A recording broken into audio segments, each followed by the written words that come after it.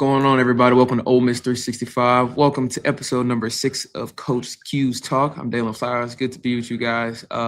Grateful to kind of sit in for Marcus today and be able to talk to Coach Q after an exciting week of Ole Miss women's basketball. A lot to dive in with you, Coach. First of all, just after the week, you're taking on South Carolina, had LSU at home, and we're coming off the Tennessee game as well. Just, I guess, through those games, what are your first kind of evaluations after those 3 games? We made it. Yeah.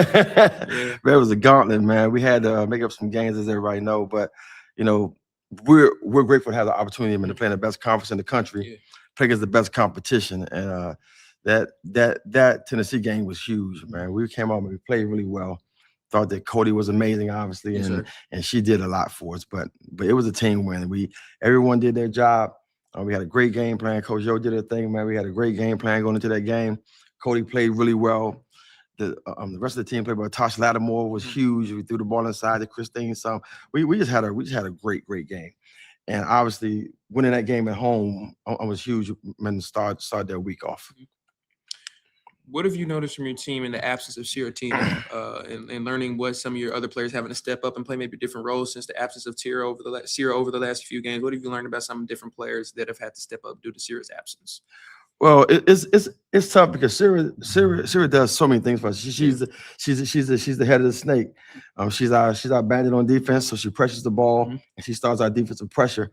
And we had to really try to find someone to step in and do that. But I can tell you, going into these games, that was a big concern of ours. But I think that Tiana has done a really good job stepping in and doing that. Denham, KP they've been doing a great job. Obviously, when you stepping against these top 7, top 8 teams in the country, it's tough as a daunting task. But I think that overall they came in and they did a great job, and they've done a good job of kind of putting the Band-Aid on the gas, if you will, because Sierra is really hard to replace because she does so many things well. I know, obviously, losing to South Carolina, LSU put a little bit of a dent in the record, but taken away from those 2 games and the Tennessee game as well, how do you think mentally and even physically will allow you guys to be a little bit more prepared come March Madness when the tournament starts, since you had this gauntlet of Kentucky, Tennessee, LSU, and South Carolina? Well, that's what it's about, because if you get to an Elite 8 or Final 4, those are the caliber teams that you're going to play. So I believe those games got us in a position to know what it feels like to play against quality competition, know what it feels like to play with short prep times. And, that experience will be invaluable as we get later on into the SEC tournament and get into the NCAA tournament. Kind of in the same realm, Coach. How does college game days in South Carolina Sunday, and you girls you're able to kind of get that TV, stands and kind of get their brand and their name out there a little bit more. How do you also think maybe that kind of moment, being in that environment with the national lights on you, maybe as well help your team in the future in terms of not really being afraid of the bright lights? Not saying that they weren't already, but just being in that environment with college game day, kind of having to be on TV and doing interviews more. Agent Wilson came out.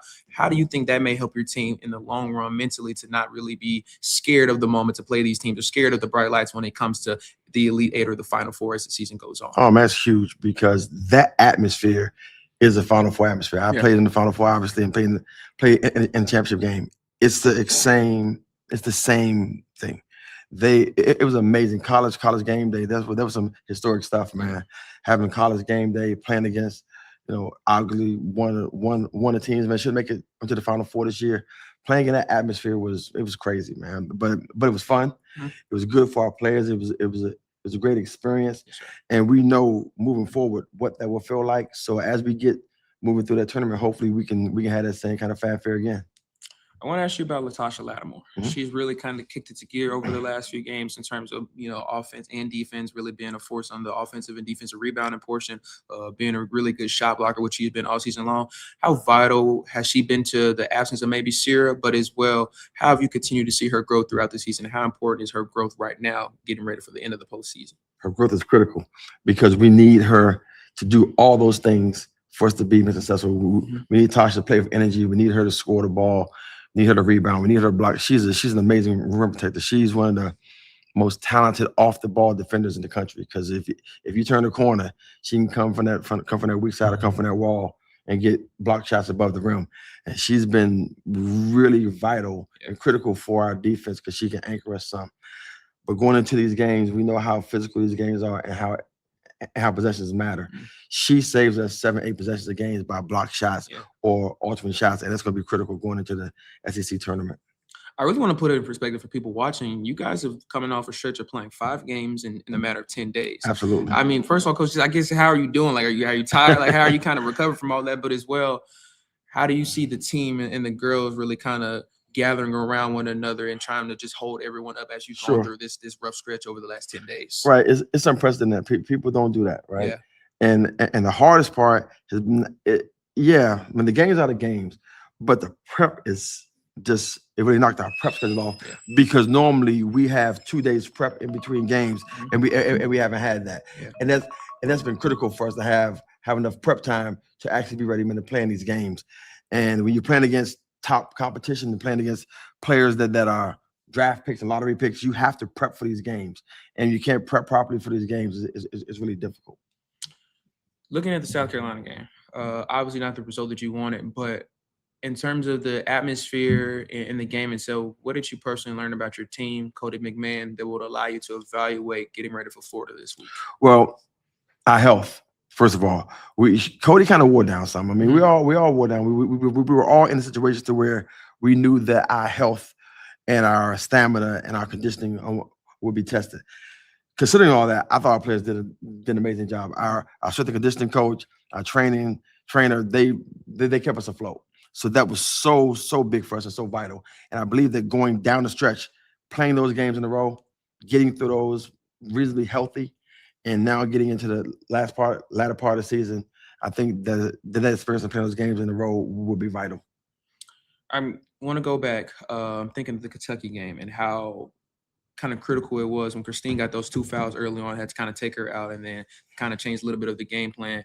What have you seen from her over the stretch of the Tennessee, LSU, South Carolina game that you really realize how beneficial she is to allow Cody to have a little bit more freedom on the offensive side, but allow Debrisha DePoe to have a little bit more freedom, and the entire team when, Christine is gone? What have you seen that allows the offense to open a little bit more for her? Well, Christine is a willing passer too. And that's one thing when she does well. She'll get deep post position and score the ball, but she's also really good at spraying the ball out and finding our shooters.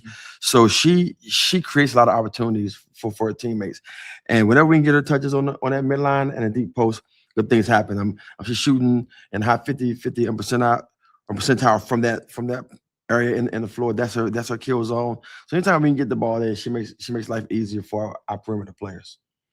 Getting her in for Florida this week, going back on the road Thursday, I guess just quick overtake. What are you seeing in terms of film from the Gators, and how will you guys have to prepare to go down to Florida and come away with the win? They're very athletic, very quick team. Their guards put pressure on the paint for 40 minutes. So we got to do a really good job of playing team defense. And actually, team defense is important, but we also have to guard our own yard. We don't want to be in a full rotation every possession. And if we're not careful, we will be in that position. But defense is what we do. So this is a matchup that we're looking forward to going down there playing against Liv McGill, who's playing amazing right now. Yeah. O'Neal's really playing well. They got athletic guards and athletic wings. So we got to do a good job of just keeping them in front of us and playing great team defense. What, I guess say you're talking to the team right now, what's one major piece of advice you would want to tell the team right now in terms of getting ready for this latter part of the regular season going into the postseason play? The most critical games of the year, because now you're playing for seeding. You're playing for seeding in the SEC tournament, and you're playing for also seeding in the NCAA tournament. We can't take these games for granted. We got to go out there here and win these 2 games and finish the season strong.